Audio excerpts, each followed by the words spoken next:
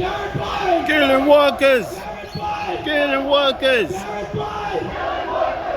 So ladies and gentlemen, this is where the MPs are going to converge. The inauguration of Crisafulli. We're coming to the doorstep.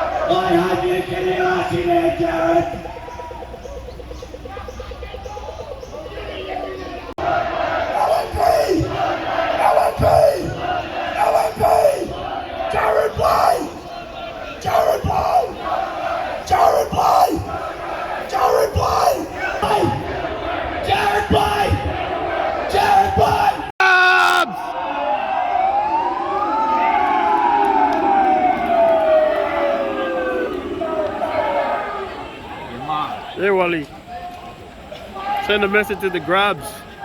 Send a message to the So ladies and gentlemen, this is where the MPs are going to converge here. We're going to send them a message and tell them what they're trying to do is not just, it's an injustice. So we're here for retribution, ladies and gentlemen. We're going to get ours, for sure.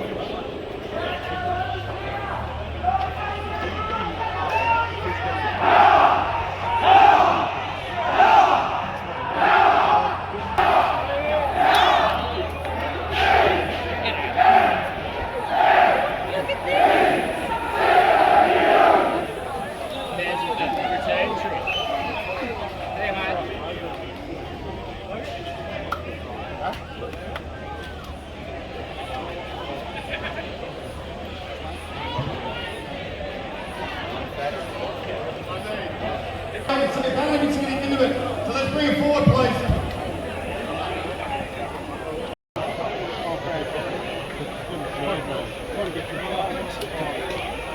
Come on, comrades, bring it up, pack it in, come on.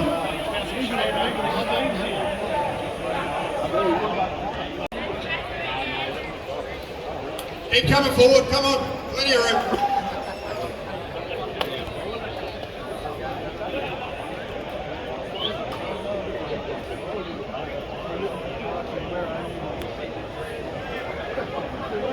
Keep coming forward, comrades. We've got 3 speakers and we're done. Come on. Who's angry? Construction lines are not for profit. We are sick of this government playing political games without the front page of the Courier Mail. And it said, CFMEU, get back to work. Grabs! Now we kept this economy going.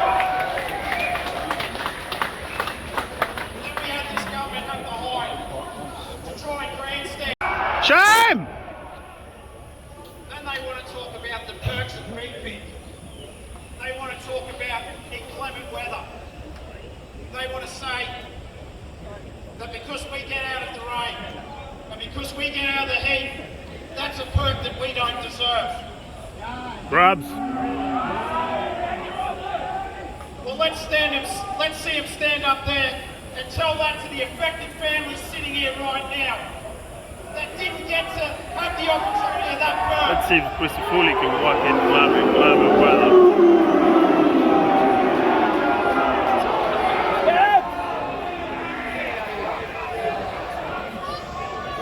Hands off our union! That has sadly passed away. If a wet weather policy had been in play, it's not that we're scared of getting wet, it's we work in a high-risk industry. And when it's wet, it's dangerous. When it's wet, it's That worker slippery. died for a pole on a construction site that could have been done the next day. Shame!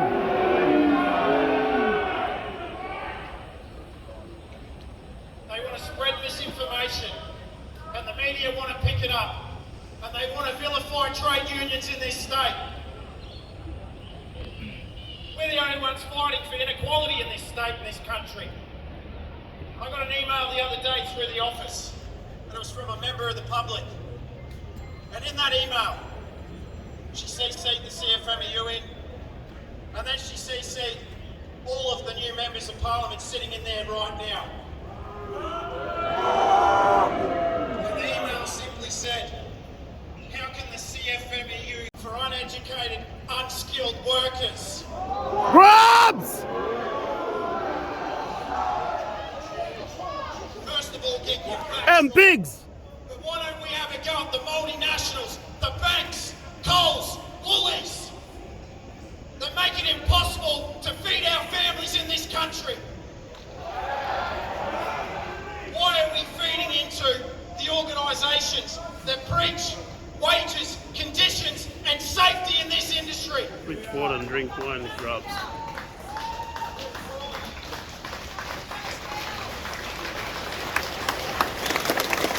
Shut it down. I call on this government to stop playing your political games, because our lives and workers' families. You have a commitment from the CFMEU and the BTG that when each and every one of you calls us, whether we don't have the right to answer 24 hours or not, we will be there.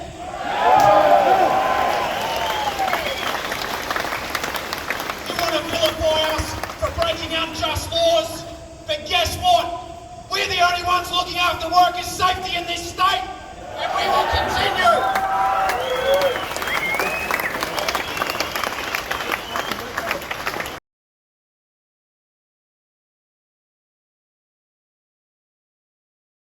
We've got a little bit on our plate at the moment with the attack on the CFMEU and the broader trade union movement. It was great to have Jade out here today to give a report back.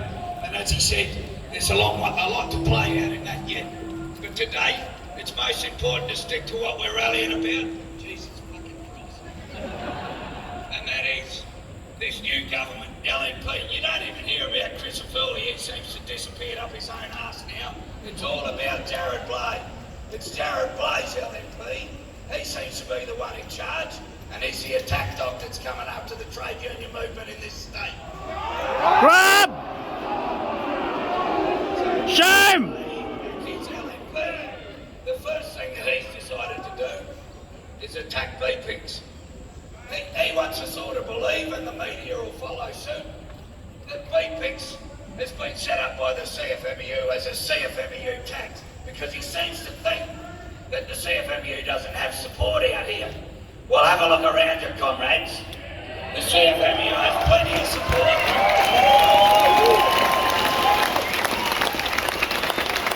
And let me tell you, open your ears a bit, Jared, because you're full of misinformation, and I'll give you the true story, son. Fake news. BPICs was negotiated by the Building Trades Group of Unions, and it was negotiated for a reason. Because we had seen what happened under the Campbell Newman government.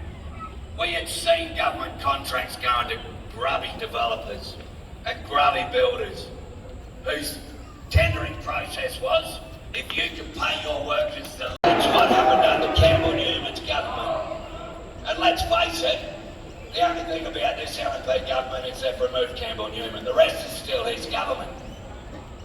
So we decided that we weren't going to allow that. We were no longer going to allow government tenders to be won by grubby shitbag builders who kill workers and pay workers the least amount of money they can whilst they pocket all the profits. We wanted a fair share going to workers, and we wanted the best conditions on government projects. So we sat down and negotiated that. The best safety committees, the best heat policy, ratios for apprentice workers. Does anyone hear any perks here yet? None of this shit is perks. This is what good governments do to look after workers in this country. Good governments do. They want to say that weather policy is a perk, for Christ's sake. Weather policies have been around since I started my time back in 1986 and before. These are not new things. These are not something that we've come up with in the last 4 years to go into a BPICS document. And workers' lives. Jared Blade has been sitting on his shiny ass in that parliament since he was 27 years of age. It's been a menace. Before that, he went to uni, became a conveyancing lawyer, and not a very good one from all accounts. sitting in an air-conditioned office at best, and then for the last 10, 12 years, he has sat in there doing absolutely nothing except throwing stones at government because they've been in opposition. Doing absolutely nothing, getting paid a monster in the air conditioning from all of us workers. Shame! All of us workers. Shame! And that grub has the audacity to say that a heat policy is a perk and that people shouldn't be going home at 35 degrees. Okay. Well, guess what? We don't go home at 35 degrees, Jared. That's another bit of misinformation that you put out there. We just manage the heat. We manage our workers' fatigue. We make sure that they're not going to be killed. They're not going to die on the job. They're not even going to get sick on the job. Because that's what the trade union movement does, and that's what workers do. They look after each other. It's not like you grub. Shame! So BPIC's supposedly the cost blowout of all government projects. Let me tell you what BPIC's is. BPIC's is our EBAs, nothing more. Our EBAs with better policies around health and safety, with better policies around training, and that's about it. This is what we already have achieved on the majority of private sector jobs. And the ones that don't, we blew every day to make sure that we achieve EBAs. And we weren't given EBAs to work with. We used to lift the award, if you remember, for some of you who go back far enough. It was governments that gave projects on the award, and we make them pay EBA rates. Of course, there's going to be a few cost blowouts. So start doing your costings right in the first place, and there won't be anywhere near the blowouts.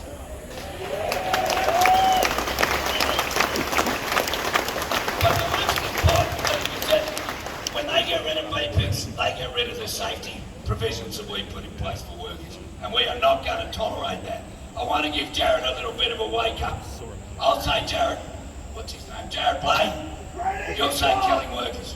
Jared Blade! Killing workers! Jared Blade! Killing workers! Jared Blade! Killing workers! Jared Blade! Killing workers! Jared Blade! Get on your hands! Jared Blade! Get on your hands! LMP! Get on your hands! LMP! Killing workers! LMP! Killing workers! LMP! Get on your hands! And a quick shout out to Victor Bruni, who was... But that's it, that's all you get now. I want to talk about the other thing that this LNP are doing. They want to remove our right of entry under 117.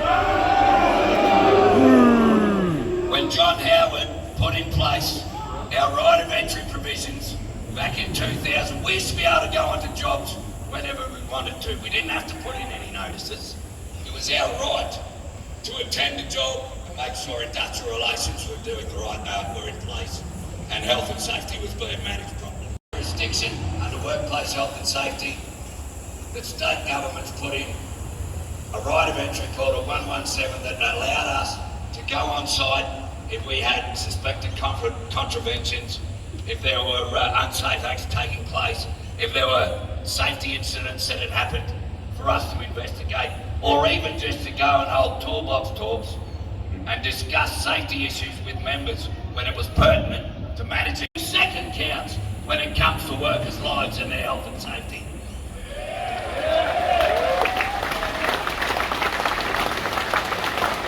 So again, our mate Jared Blade, who's now in charge over there in Office of Industrial Relations, which is the one who gives us our right of entry or not, he's now saying straight off again, 117 is just, it's like the CFMEU tax, it's never lived in the real world. He has never worked on a deck in 30-degree heat, let alone 35-degree heat. A form worker banging down ply, a steel fixer tying steel, an electrician even doing conduit, plumbers tying in pipe. It's fucking hot. Yeah. Fucking He hot. wouldn't have a clue what that's about. You'll And melt. yet he'll sit up there in his air-conditioned office and say, I'm going to remove a 117 right of entry that keeps workers safe because I'm playing politics. Shame! Shame! I'm playing fucking politics. Well, Shame! you're playing politics with these workers' lives, Jared. Jared Blade! Jared Blade!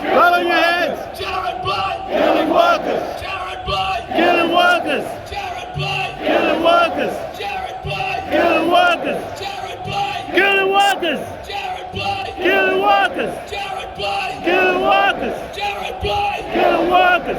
Righto, comrades, I'm going to finish. Campbell's got a resolution to put you. And I'm going to burst the bubble a little bit, right? If these grubs take our 117 right of entry, we have got to enforce it by will. Shut it down! To enforce it by our actions on the job. If they think a 117 Shut it down. right of entry is blowing costs out on jobs, the action would be this. If your officials are not allowed on the job because they've had their 117 safety right of entry removed, that to me would deem your job to be an imminent risk to your health and safety. That's right! That to me is an imminent risk to your health and safety, and under the Act, if you have an imminent risk to your health and safety, you must remove yourself. That's right, yep. And I'll leave that with you. Say no more, brother! Kill the workers! Like we always do. We're not going to go into the details from it because it's still raw, but unfortunately that worker passed away on Saturday. For one more fucking pile. That was the cost of his life to that developer. One fucking pile!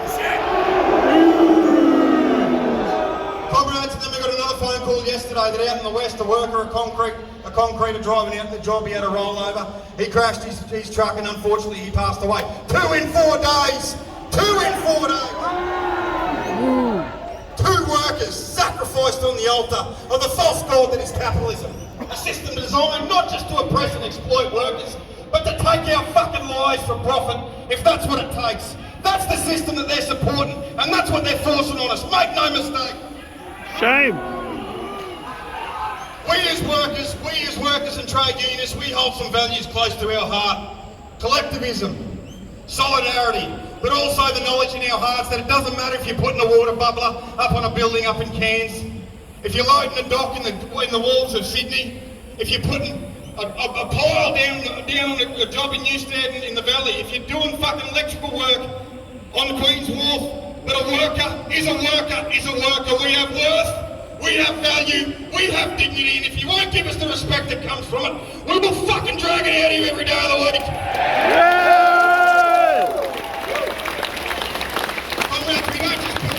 Send the message!